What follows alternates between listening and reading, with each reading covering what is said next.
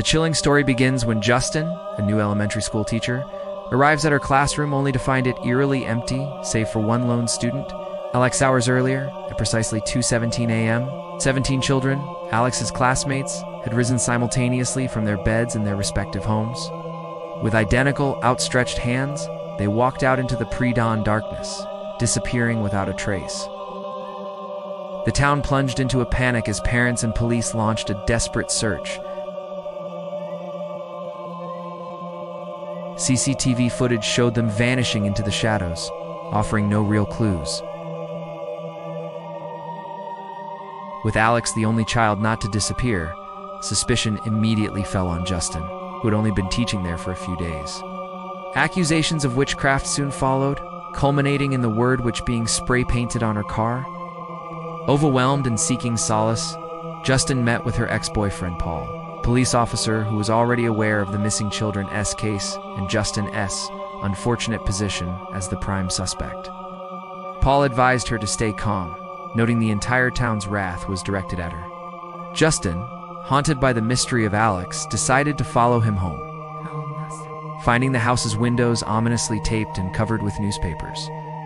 While his parents sat silently unmoving, disturbed, she left, only to be ambushed by Paul's furious fiancée, who accused Justin of sleeping with her fiancé. Meanwhile, Archer, a brilliant and relentless father of one of the missing children, obsessively reviewed footage from the night his son disappeared. It was Archer, consumed by grief and fury, who had defaced Justin's car. Haunted by a vivid dream of his son leading him to a house marked with a long-barreled firearm and the number 217, Archer meticulously mapped the children's paths, hoping to pinpoint their final destination.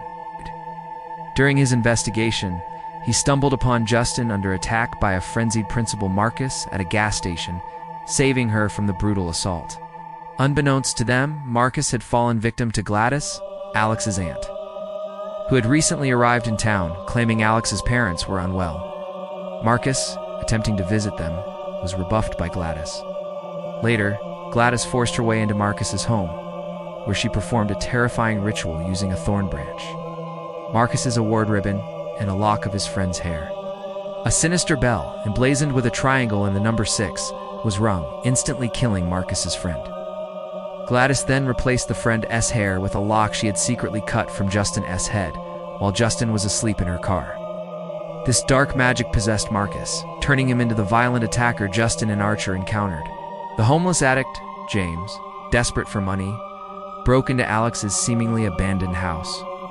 He found Alex's parents alive but catatonic, their eyes wide and unblinking. Descending into the basement, James made a horrifying discovery.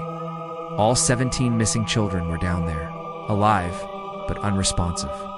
Terrified, James fled, attempting to report his findings to the police for the hefty reward, but a misunderstanding with Paul, who was chasing him, led James to frantically reveal the children's location just as Paul was about to shoot him. Unaware of the true horror, Paul entered Alex's house, leaving James outside. Hours later, Paul emerged, clearly under a spell, dragging James inside. Alex's perspective revealed the horrifying truth. Days before, Gladys had arrived, seemingly ill. Soon after, Alex's parents became inexplicably frozen and silent, possessed by Gladys's dark magic. Gladys, explaining her powers, demanded Alex collect an object from each of his classmates, claiming it was for a cure that would also restore his parents and make her leave.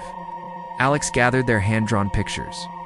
That very night, at 2:17 a.m., Gladys used the drawings and her ominous bell to summon and possess the 17 children, compelling them to her basement. Alex was then forced to feed his zombified parents and now his 17 classmates, who were also under Gladys's control. The story culminates as Justin and Archer arrive at Alex's house, having agreed to work together. Seeing Paul's patrol car, they enter, only to step over a line of enchanted salt Gladys had laid. Paul and James, now both possessed, immediately attack them.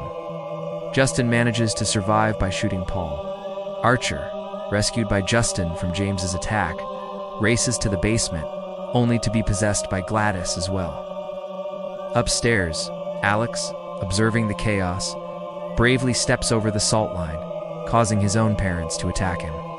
Hiding, Alex escapes into Gladys's room, where he seizes a thorn branch in Gladys's jacket. Having meticulously observed Gladys's methods, Alex quickly performs the same ritual. The 17 possessed children, now under Alex's command, turn on Gladys, brutally attacking and killing her. With Gladys's death, the dark spell instantly breaks. Alex and his parents move away, seeking a new life with relatives. The 17 children are reunited with their families, though it takes over a year for them to fully recover from the profound trauma and lingering effects of the prolonged enchantment. This film, with its masterful blend of simple witchcraft and a remarkably complex, genius plot, truly delivers a satisfying and unforgettable horror experience.